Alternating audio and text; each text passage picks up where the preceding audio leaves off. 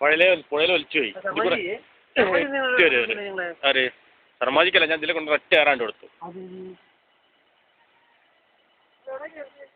അങ്ങോട്ട് വെള്ളത്തിൽ ഒലിച്ചു പോയി. ഒളിച്ചു കൊണ്ടും കണ്ടു ഞാൻ.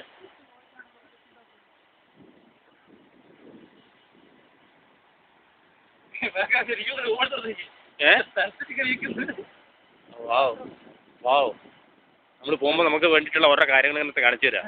കുറെ ചുട്ടി ഒരുമിച്ച് കിട്ടി.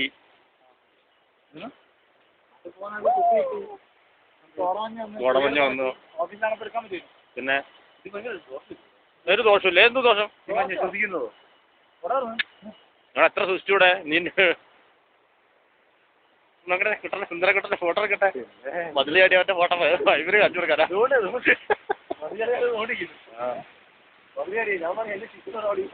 ശിശുരല്ല, ഗുരു.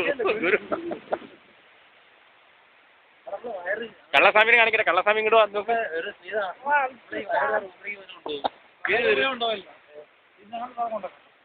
ഒന്നും ചെയ്യണ്ട. എന്ത് ചെയ്യാ? അത് അഡ്ജസ്റ്റ് ചെയ്യാം. ഇത് രതീഷ്. ഇത് കല്യാണം കഴിക്കാൻ കാത്തിരിക്കുന്നവൻ രതീഷ്. അല്ല, ഇതൊക്കെ എടുത്ത് രണ്ട് മതിൽ ചാടി ആൾക്കാർ പോകുന്നത് കാണാം. മതിൽ ചാടാൻ വേണ്ടി പോകാൻ തോന്നുന്നു. കമന്റ് ഞാൻ പറഞ്ഞതാ, പക്ഷെ പറ്റിയില്ല. നിങ്ങളിപ്പോൾ കണ്ടുകൊണ്ടിരിക്കുന്നത് വിനീതിനും നിതിനിയുമാണ്. അവർ മതിൽ ചാടുന്നതിൽ വളരെ എക്സ്പേർട്ട് ആയിരിക്കുന്ന ആൾക്കാരാണ്. ഏഷ്യാനെറ്റിന്റെ എയർടെലിന്റെ ടവറിന് കീഴെ അവിടെ നടന്നുകൊണ്ടിരിക്കുകയാണ്. മിസ്റ്റർ രാജ, നിങ്ങൾക്ക് ഇപ്പോൾ കിട്ടിയിരിക്കുന്ന വിവരം എന്താണ്? ഒന്നും ഇപ്പോൾ പറയാൻ പറ്റത്തില്ല. അവർ മതിൽ ചാടാനുള്ള ശ്രമത്തിലാണ്. മതിൽ ചാടി കഴിഞ്ഞതിന് ശേഷം ഞാൻ പറയാം എന്താ സംഭവിച്ചിരിക്കുന്നതെന്ന്. ഇവിടെയുള്ള അതികഠിനമായ കോടമഞ്ഞും ഈ മഴയും പെയ്യുന്നതിനിടയ്ക്ക് നിങ്ങൾക്ക് ഇത് വീഡിയോ പിടിക്കുന്നതിന് വല്ല ബുദ്ധിമുട്ടും തോന്നുന്നില്ല. പക്ഷെ അവര് ഭയങ്കര എന്താ പറയാ, അത് പറയാൻ പറ്റുന്നില്ല. അത്രയൊരു അവസ്ഥയിലാണ്. അതിപ്പോൾ ചാടുന്നു തോന്നുന്നു. ചാടി കഴിഞ്ഞാൽ ഞാൻ അപ്പം വിളിച്ച് പറയുന്നതാണ് സാർ. അതിന് പിന്നാലെ രാജ്യം പോകുന്നത് നമ്മൾ കാണുന്നുണ്ട്. ഈ രാജ്യം എന്തിനു വേണ്ടിയാണ് പോകുന്നത്? രാജ വെറുതെ ഒന്ന് കാണാൻ വേണ്ടി മാത്രം പോകുന്നതാണ്. അവൻ അതിലൊന്നും ഇൻവോൾവ്ഡ് അല്ല. പക്ഷെ നമുക്ക് അറിയാൻ പറ്റത്തില്ല. ഇനി മിണ്ടാതിരിക്കുന്നവരുടെ ഉള്ളിൽ വല്ലതും ഉണ്ടോ എന്ന് അറിയാൻ പറ്റത്തില്ല.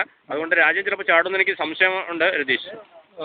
ഓക്കെ മിസ്റ്റർ രാജു, ഇത് മഴയുടെ അടിസ്ഥാനത്തിൽ രതീഷ്, ഒരു കാര്യം ഉറപ്പായി അവർക്ക് ചാടാൻ പറ്റിയില്ല. മഴ അതിശക്തമായി പെയ്തുകൊണ്ടിരിക്കുകയാണ്. അവരെ എന്തിനും ശ്രമം കൈവിട്ടെന്ന് തോന്നുന്നു. ശരി രതീഷ്.